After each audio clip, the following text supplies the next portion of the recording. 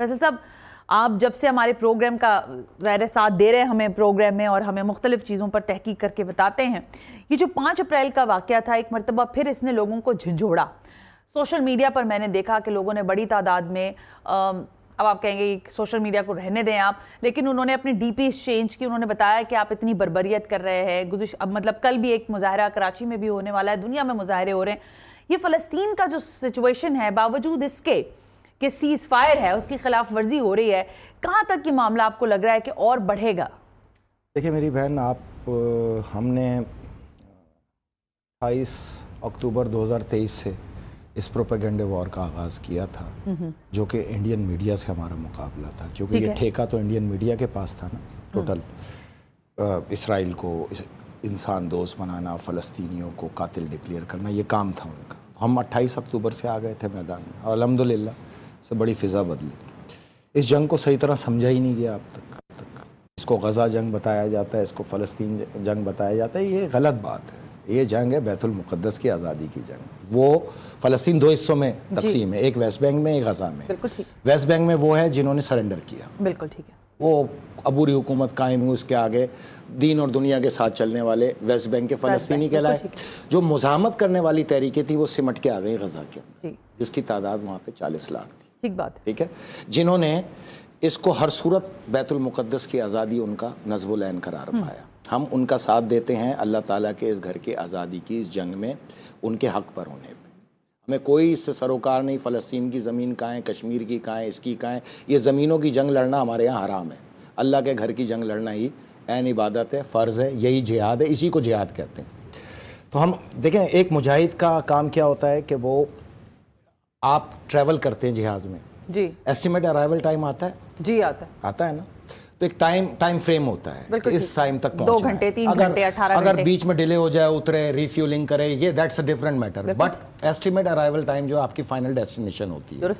تو اس چیز کو یاد رکھ لیں کہ مسجد اقصیٰ کی آزادی ہی اس کا فائنل ڈیسٹینیشن ہے. جب تک یہ نہیں ہوگی یہ جنگ نہیں رکے گی. بھول جائیں اس کو، اپنے ذہن سے کھرچ کے پھینک دیں. نہ اس میں کسی کے کردار کی ضرورت ہے، نہ ہم نے کسی سے مدد کی آج تک توفیق رکھی ہے، نہ کوئی آیا. جو پہنچے وہی لڑ رہے ہیں.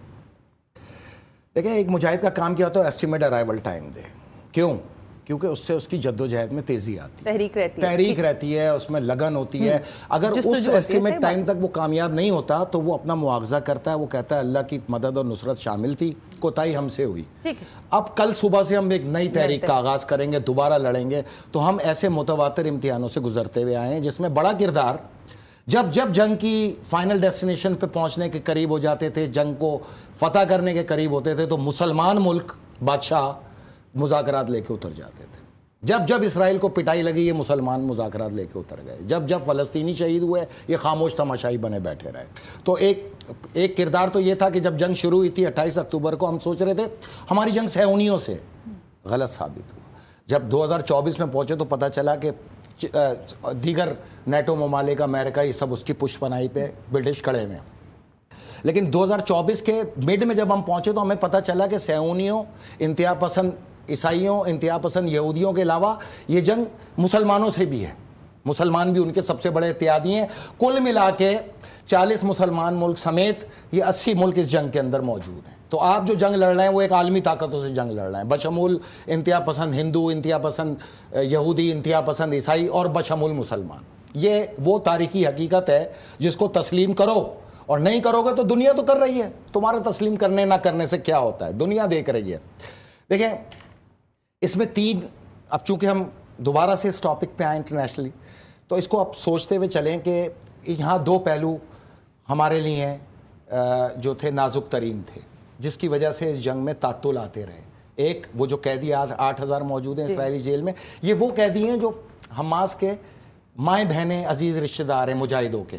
جب وہ نہیں ملتے تھے یہ ان کو لے جاتے تھے اور گرفتار کر لیتے تھے، جو 10 سال سے وہاں ظلم و ستم کے شکار ہیں. تو نظریہ یہ تھا کہ ان کی رہائی، ہم جتنے بھی مارے جائیں یہ رہا ہوں. دوسرا جو نازک ترین پہلو تھا وہ 25 لاکھ عورتیں اور مجاہد، وہ ان کے مائیں بہنیں، ان کے بزرگ جو رفح بارڈر پہ پھنسے ہوئے ہیں، جس کو اسلامی ملک مصر نے آج تک پھنسا کے رکھا ہوا ہے. اگر یہ صرف گیٹ کھول دینا اور یہ نکل جائیں تو جنگ کا پیمانہ دوسرا ہوتا. تو تو جہاں جہاں رکاوٹ آئی وہ اسلام سے ہی آئی, مسلمانوں سے ہی آئی. اسلام کی جنگ میں اسلام سے آئی اور اسلام کا لبادہ اوڑے ہوئے مسلمانوں سے آئی. اس کو تسلیم کرنا پڑے گا.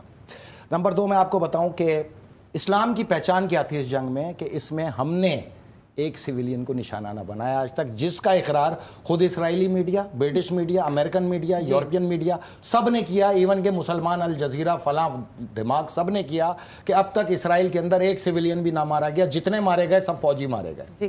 تو اب چن چن کے ڈھونڈ کے مارنے کے اندر جو ہے یہی اسلام اور دوسرے مذاہب کی تعلیمات میں فرق سامنے آیا کہ اسلام وحشت کا مذہب نہیں. اسلام نے جو آپ کو پیرامیٹرز طے کیے ہیں, آپ نے اس کے مطابق جنگ لڑنا ہے, اس سے 19-20 کریں گے تو نہ آپ اسلام ہیں, نہ آپ کی اسلام کی کوئی خدمت ہے, نہ اسلام کی آپ پیروکاری کر رہے ہیں. تو یہ ممکن نہیں ہے. ابھی تک یہ جنگ شروع ہی نہیں ہوئی. یہ تو رپلائی دے رہے ہیں ہم, جو وہ اٹیک کرتے ہیں ہم رپلائی کرتے ہیں ان کو, چاہے حماس کرے, حزب اللہ کرے, انصار اللہ کرے, حشد الشعبی کرے, جو بھی کرے وہ رپلائی کرتی ہے. میں نے آپ سے جو یہ کہا تھا نا کہ جس دن یہ فل اسکیل جنگ شروع ہوگی تو یہ 72 آورز کی ہوگی. یہ میری بات یاد رکھنا آج بھی آپ, فل اسکیل اب قریب ہے, پہنچنا ہی پہنچنا ہے. اس کی وجہ میں آپ کو بتاؤں گا کہ یہ جو جنگ کی پکچر دکھائی جا رہی ہے مختلف ہے, جو اصل جنگ ہے وہ بالکل مختلف ہے. یہ ایک کیموفلیج ہے آپ کے پاس, جو بھی آپ کے پاس چل رہا ہے کیموفلیج ہے, اصلیت سے تو آپ واقف ہی نہیں. اور وہ کیا, اصلیت کو تو آنے ہی نہیں دے رہے یہ میدان میں. دیکھیں میں بتاتا ہوں آپ کو. پہلے تو یہ یاد رکھیے گا کہ فل فلیج جنگ وہ ہوتی ہے, فل اسکیل وار ہوتی ہے, جس کے اندر دو بدو بھرپور مقابلہ ہوتا ہے. ٹھیک ہے, ابھی تو اسرائیل حملے کرتا ہے تو لبنان ریٹیلیٹ کرتا ہے, لبنان نہیں کرے گا تو یمن ریٹیلیٹ کرتا ہے. جنگ بندی ہوئی, جب جنگ بندی کا انہوں نے خلاف ورزی کی تو یمن نے ریٹیلیٹ کیا, نہ ایران نے کیا نہ لبنان نے کیا, لیکن مختلف پورشنز اس کے ریٹیلیشن پہ کہیں نہ کہیں ایک جواب دے دیتا ہے. جنگ کیا ہے دیکھیں, یہ 40 لاکھ لوگ ہیں جو غزہ کے اندر موجود ہیں.